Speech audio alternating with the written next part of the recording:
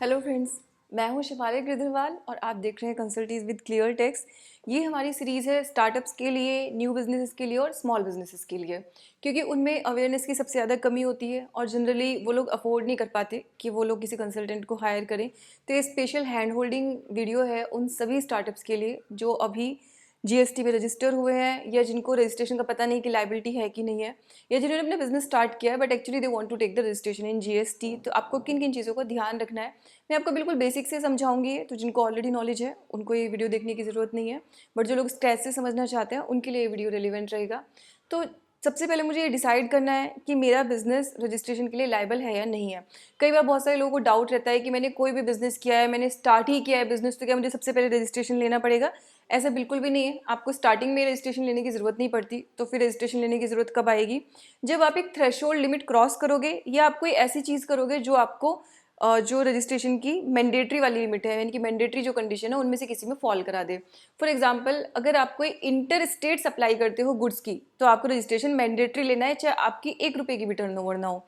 अच्छा, inter state transaction से मतलब क्या है? जहाँ पे गुड्स का मूवमेंट आपके स्टेट से दूसरे स्टेट में हो रहा है। तो जब तक आप अपने स्टेट में गुड्स को सेल कर रहे हैं तब तक आपको कोई ज़रूरत नहीं रजिस्ट्रेशन लेने की, और अगर आप थ्रेशोल्ड लिमिट भी क्रॉस नहीं कर रहे तो। लेकिन आपने अगर एक बार मूवमेंट क्रॉस हो गया, आपका दूसरे स्टेट में चला गया, तो फिर आपको रजिस्ट्रेशन लेने की लायबिलिटी हो जाएगी, चाहे आपके 100 ही रुपये की सेल क्यों ना हुई हो। अच्छा, अगर ऐसा नहीं होता है तो फिर आपको थ्रेशोल्ड के हिसाब से रजिस्ट्रेशन लेना है, यानी कि जब आपकी सेल उतनी हो जाएगी, थ्रेशोल्ड लिमिट क्रॉस कर जाएगी, उसके बाद आप रजिस्ट्रेशन लेंगे। थ्रेशोल्ड लिमिट अलग अलग है, अलग अलग स्टेट्स के लिए वैसे तो, लेकिन मैं आपको जनरल बता रही हूँ। यहाँ पे जब आप फाइनल डिसाइड करोगे तो अपनी स्टेट की जो जीएसटी की साइट होगी वहाँ पे जाके आप नोटिफिकेशन भी एक बार चेक कर सकते हैं, क्योंकि स्टेट वाइज भी कुछ वेरिएशंस होते हैं इसके अंदर। सबसे पहले, अगर आप सिर्फ और सिर्फ गुड्स सेल कर रहे हो, सिर्फ और सिर्फ गुड्स सेल करने का मतलब आपको ये समझना है कि जीएसटी के अंदर अगर आपने रेंट पे कोई चीज़ दे रखी है तो वो भी सर्विस होता है।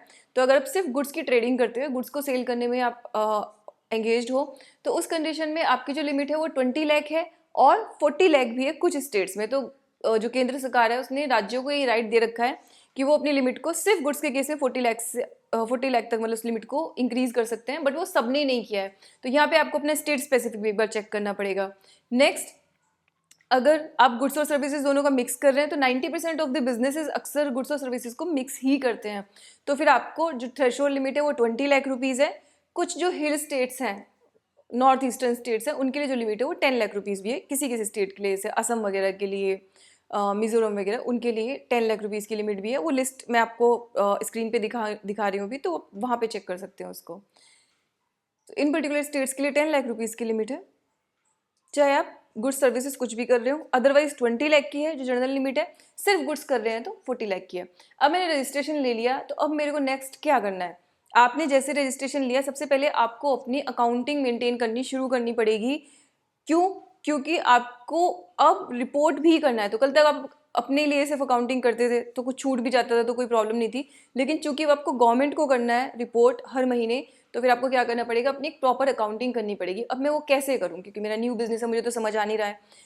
आपको दो तो फाइल्स बनानी है। सबसे बेसिक बता रही हूँ आपको मैं, मतलब वैसे तो बहुत कॉम्प्लेक्सिटी भी हो सकती है इसमें। आपको दो बेसिक फाइल बनानी है, एक तो अपनी सेल्स के लिए और एक अपनी परचेज के लिए। आपने जितनी भी चीज़ें परचेज की हैं अपने बिजनेस की, उन सबके बिल आपको डेट वाइज उसके अंदर मेंटेन करने हैं।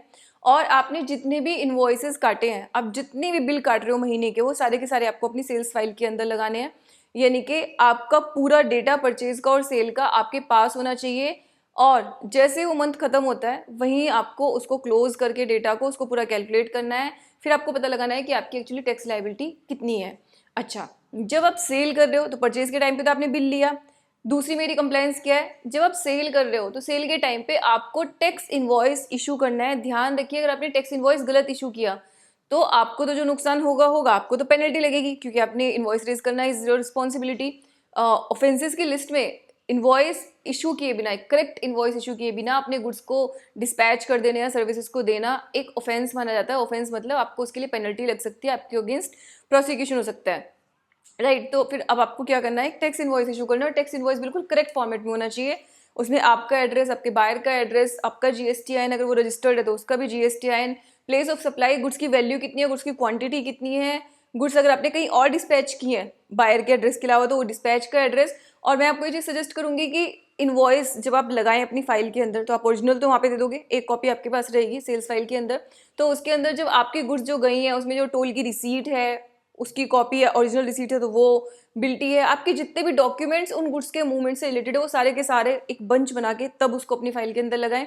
फ्यूचर में आपको बहुत काम आएगा, वरना ये होगा कि कभी अगर अथॉरिटीज़ आपसे पूछेंगी, प्रूफ करने के लिए बोलेंगी, तो आपके पास कोई प्रूफ नहीं होगा। तो यहाँ पे हमें एविडेंस जितनी भी है आपके पास वो सब कलेक्ट करके मुझे उसके साथ मेंटेन करनी है। नेक्स्ट मुझे क्या करना है, अब मैंने इनवॉइस बिल्कुल सही सही काटे, मैंने अपने परचेज के सारे बिल संभाल के रखे। जब आप परचेज का बिल रिसीव कर रहे हो अपने सेलर से, तो उस परचेज के बिल पे भी चेक करो कि आपका जीएसटी नंबर ठीक ठाक डला है कि नहीं डला है, अमाउंट सही लिखी है कि नहीं लिखी है। लेकिन इतने से ही काम नहीं चलेगा। क्यों नहीं चलेगा? क्योंकि सिर्फ बिल आने से या सिर्फ उन चीज़ों को, गुड्स को रिसीव कर लेने से आप इनपुट टैक्स क्रेडिट के लिए एलिजिबल नहीं होते। इनपुट टैक्स क्रेडिट मैंने जो आपको पिछली सिंपल वाली वीडियो बनाई थी उसमें भी बताया था कि जब हम सेल करते हैं तो हम टोटल अमाउंट डिपॉजिट नहीं कराते गवर्नमेंट को, हम अपनी परचेज पे जो टैक्स पे करके आए हैं उसको लेस करके बैलेंसिंग फिगर गवर्नमेंट को डिपॉजिट कराते हैं।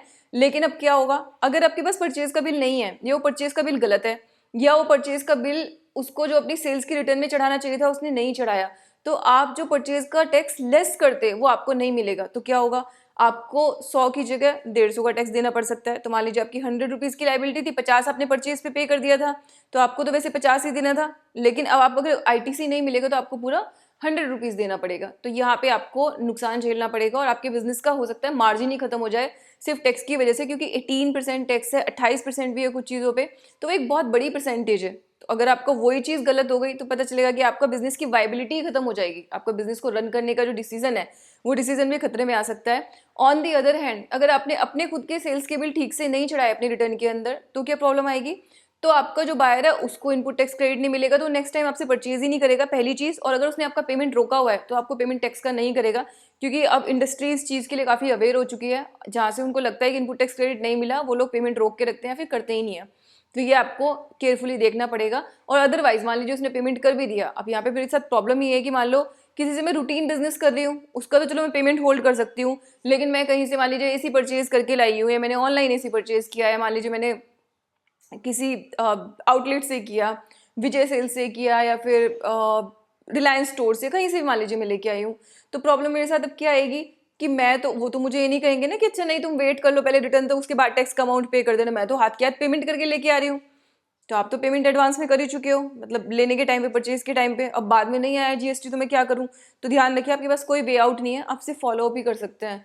लेकिन इससे होगा क्या कि एक दो केस भी अगर ऐसे हो जाएंगे तो जो आपके सप्लायर है उस सप्लायर से कोई बाय ही नहीं करेगा फिर। तो सेम चीज़ आपके साथ भी होगी, अगर आप सप्लायर हो और आपने ठीक से रिटर्न फाइल नहीं की तो आपसे भी कोई परचेज नहीं करेगा।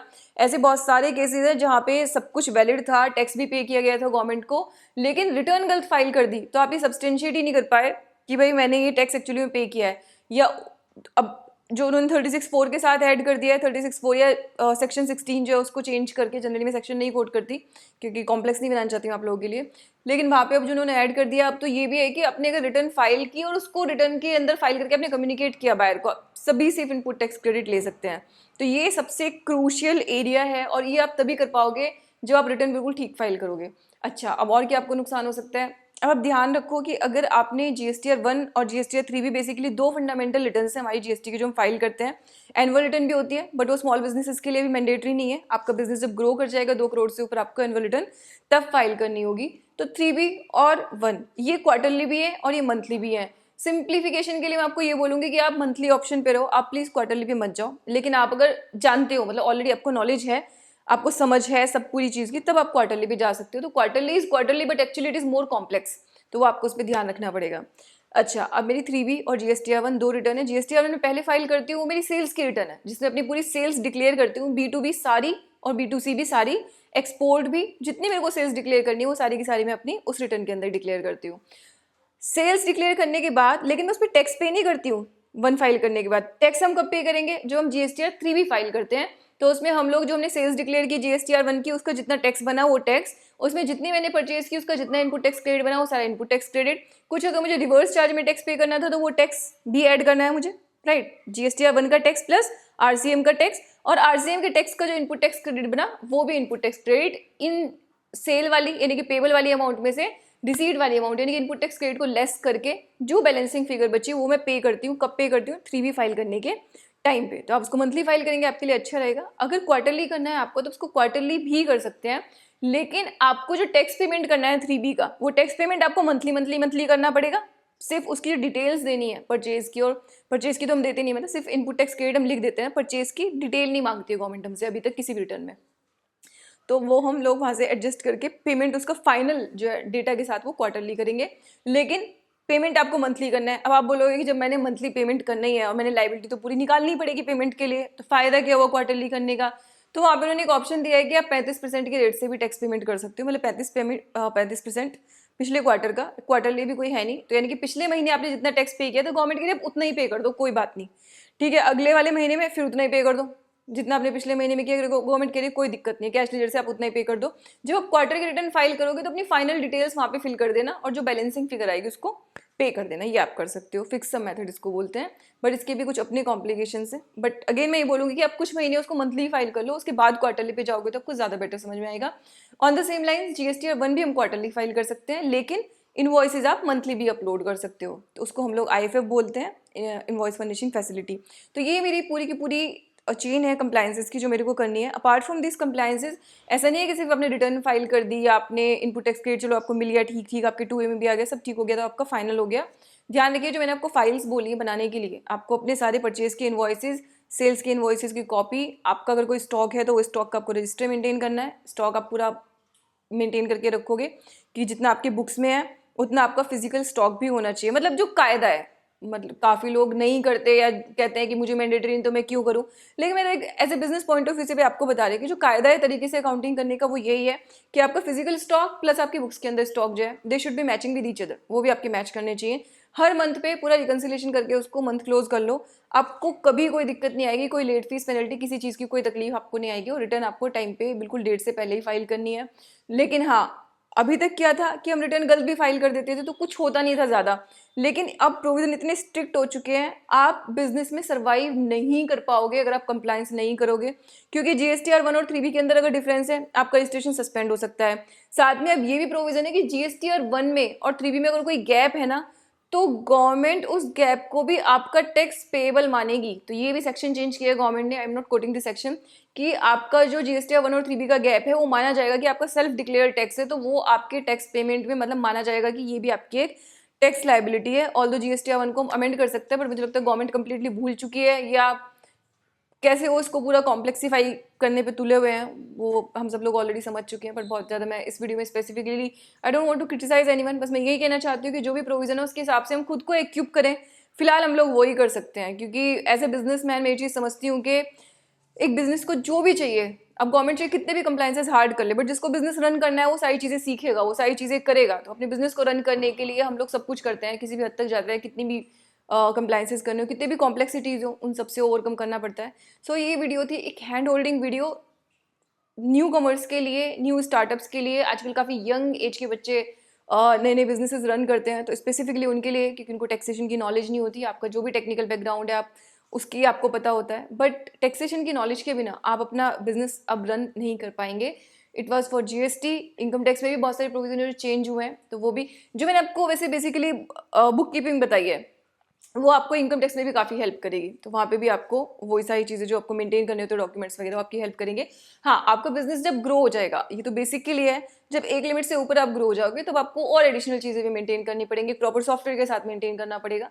सो that we will discuss in the next video. अभी ये बेसिक वीडियो थी सिर्फ उन्हीं के लिए जो लोग स्टार्टअप्स हैं और जो लोग बहुत ही स्मॉल स्केल पर अपना बिजनेस कर रहे हैं। तो इसी के साथ ये वीडियो में क्लोज कर रही हूँ। Thank you so much.